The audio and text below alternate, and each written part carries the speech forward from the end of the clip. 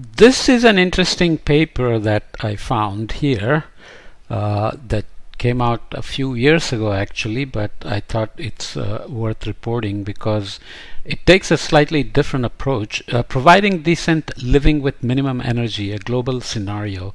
So instead of having a tunnel vision on carbon and mitigation and 1.5 degrees and 2.2 degrees C warming targets, which are not really scientifically derived anyways, and they come with all kinds of uncertainties, let's say, about the technological promises that need to be fulfilled for us to get there.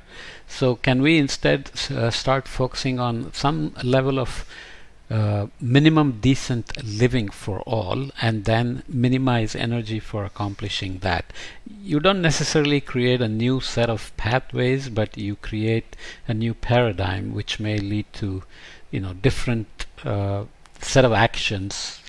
It's especially true because 25 years of negotiations and we haven't managed to reduce emissions yet. We are still increasing. So there is obviously room to try different things. It's increasingly clear that averting ecological breakdown will require drastic changes to contemporary human society and the global economy embedded within it. On the other hand, the basic material needs of billions of people across the planet remain unmet.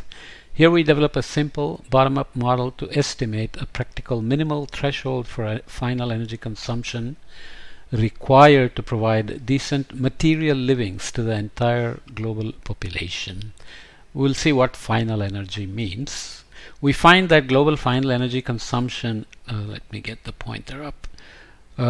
We find that the global energy consumption in 2050 could be reduced to the levels of the 1960s despite a population 3 times larger. So from 1960 to 2050 the population could be 3 times larger unless the population crash continues and we start dropping quickly, which would be even better news anyways. However, such a world requires a massive rollout of advanced technologies across all sectors as well as radical demand side changes to reduce consumption regardless of income to levels of sufficiency. So we are still relying on technological promises of innovations needed at scale that are not at the technological readiness level that allow us to think we are going to get it done. So we have to be worried about that.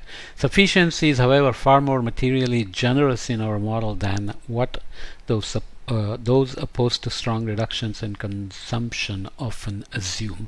There are many forces trying to fight climate change action, let's say oil companies, because that's their bread and butter, and climate action typically focuses on reducing oil consumption and maybe even phasing them out. So these are all intricate and complicated issues, what we would call wicked problems. Regarding the modern era, however, some things can be started with certainty. So there is a discussion before this. I just wanted to include this as a part of the text that is important for this brief introduction to the idea. First, current levels of energy use underpin numerous existential threats: ecological crisis, resource scarcity, and the geopolitical instabilities these issues can catalyze, especially in a growth-dependent global economy. And those most severely impacted tend to be the least well-off, and they are also the one that contributed least to global warming issue that we have.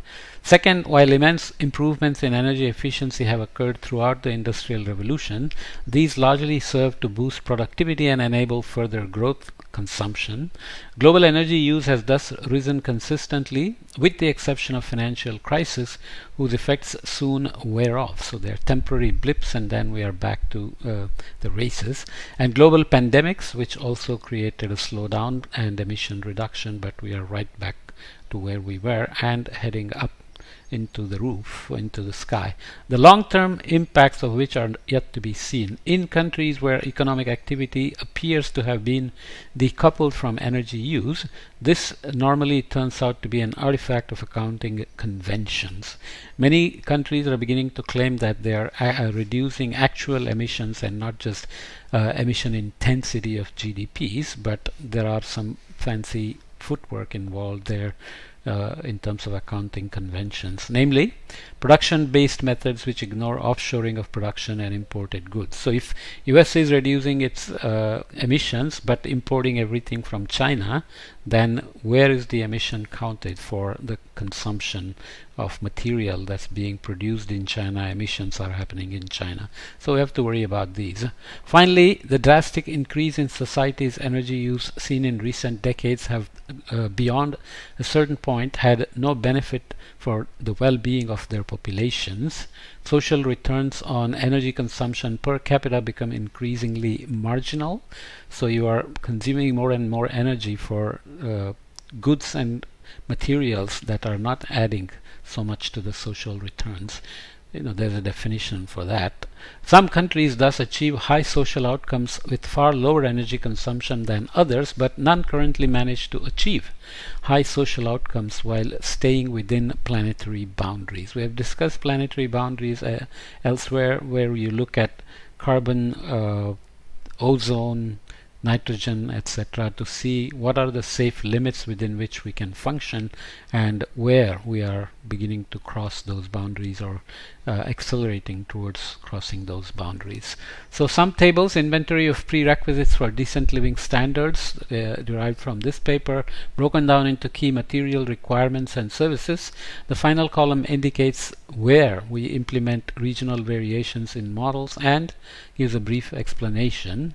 Supplementary material gives full detail. So they build a model based on all these things, accounting for spatial heterogeneity in what is required for decent living standards, DLS. So you have dimensions like nutrition, shelter and living conditions, hygiene, clothing, healthcare, education, communications and information, and mobility. These directly map onto the Sustainable Development Goals, for example, which it should, because Sustainable Development Goals are aimed at decent living standards for all as well, with equity, justice, gender equity, and so on. Material requirements and services, I won't go into the details, but food, cooking appliances, cold storage, hospitals, schools, phones, vehicle production, propulsion, and transportation infrastructure. Regional variations are accounted in terms of consumption, varying with countries' age structure. Requirements vary with global HDDs and CDDs here in the thermal comfort, so heating degree days and cooling degree days. Intensity varies with water scarcity, and here in mobility, activity levels and mode shares vary with countries adjusted or lived population densities, so higher densities, lower activity levels.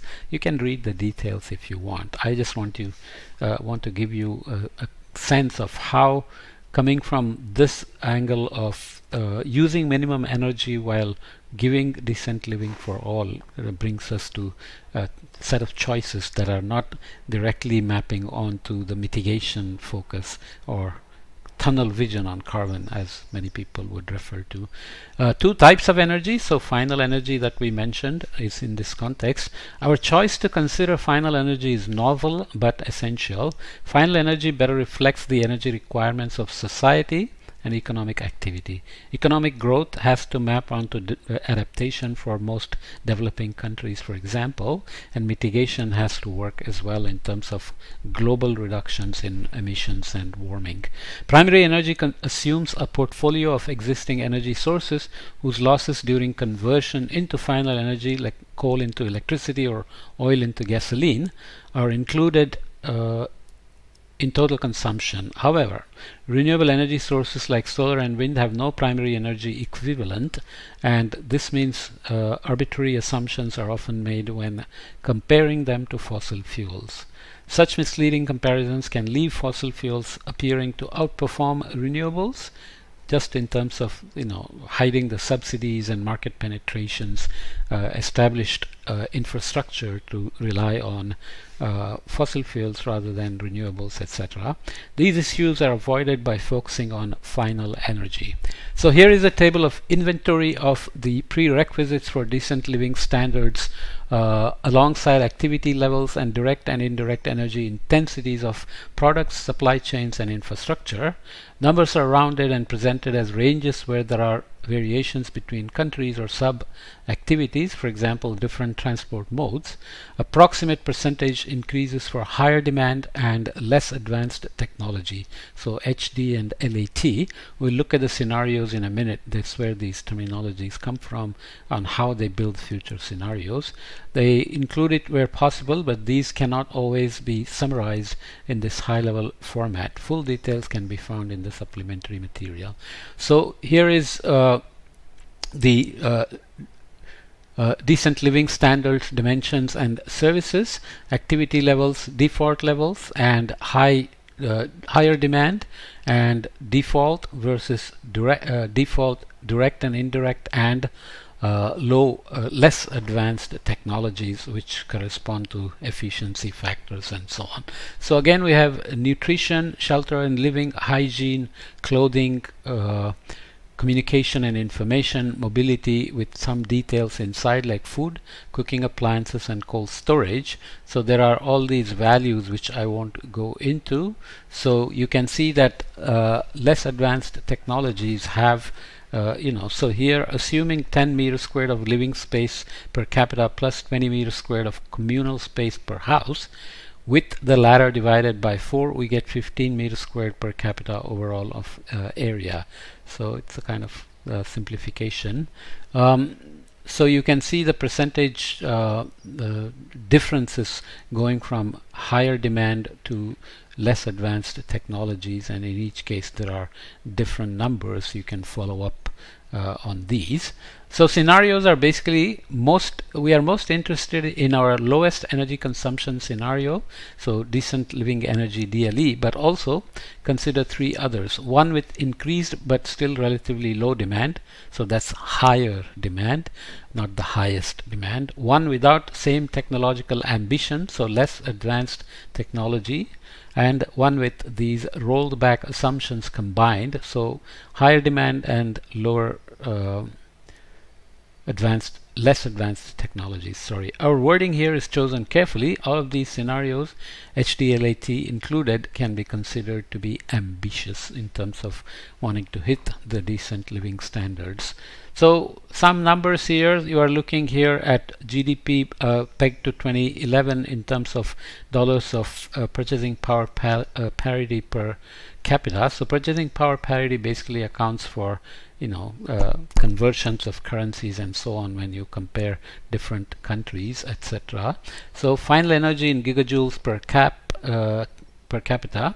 So you have energy footprint surplus, energy footprint deficit as negative, below this threshold here, and decent living energy in 2050 shown here with this green line, which is kind of the idea we had under the course I have on how bad are bananas, where we looked at ideas on maybe having a per capita carbon footprint for all, let's say something like 10 tons per person per year, and then some people have to give up certain things and poor people can be allowed to grow their living standards by consuming more energy and so on. So obviously as GDP grows, you expect final energy in gigajoules per capita to grow up, but we will obviously begin to cross the decent living energy these people want to achieve by more and more, right?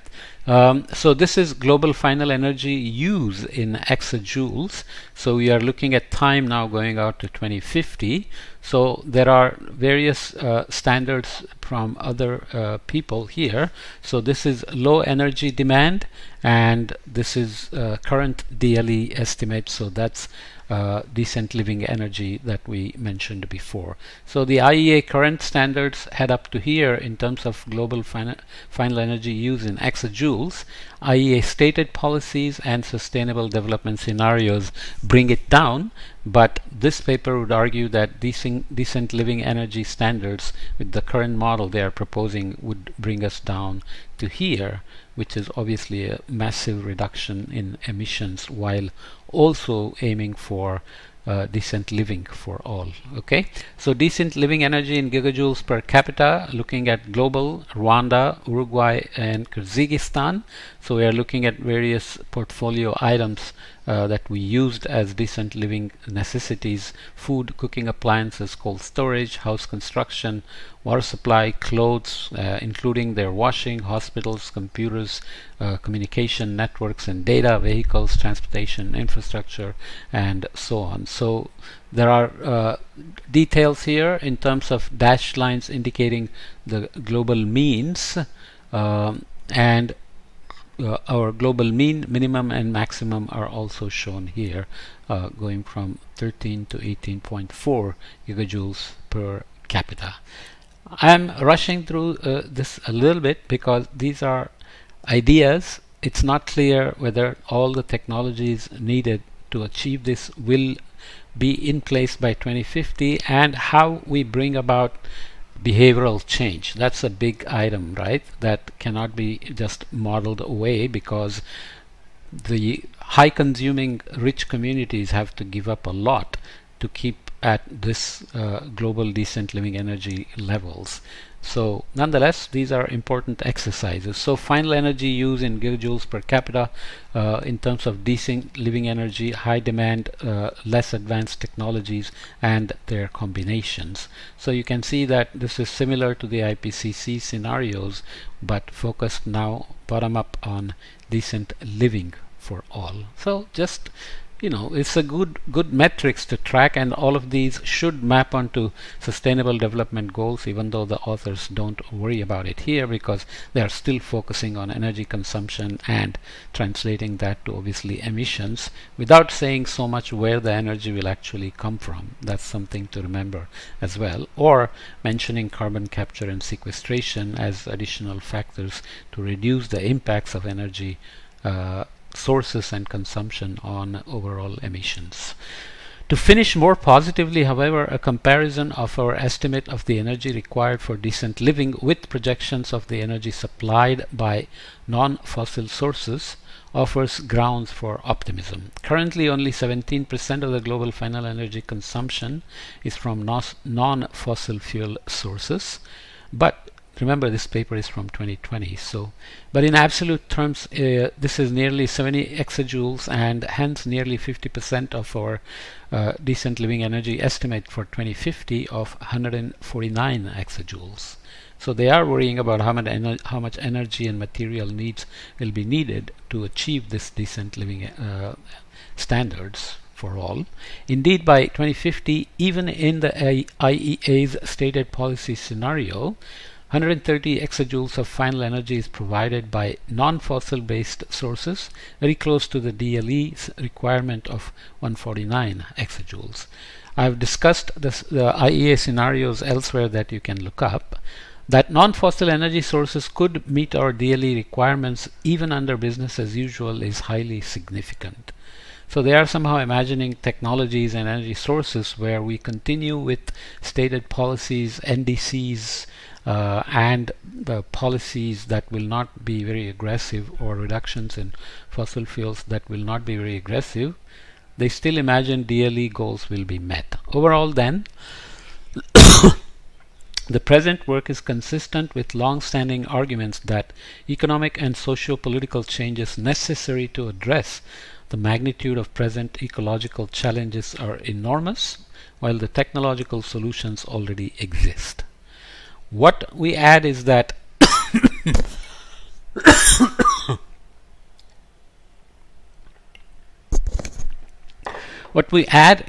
the material sacrifices are in theory far smaller than many popular narratives imply.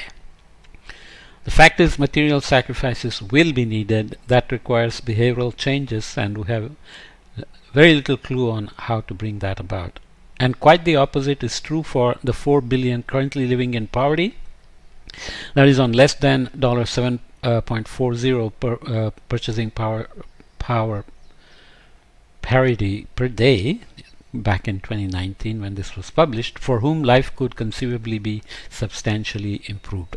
So we have looked at it other way in terms of carbon footprints, who has to gain and who has to reduce to accomplish global parity in carbon footprints as well.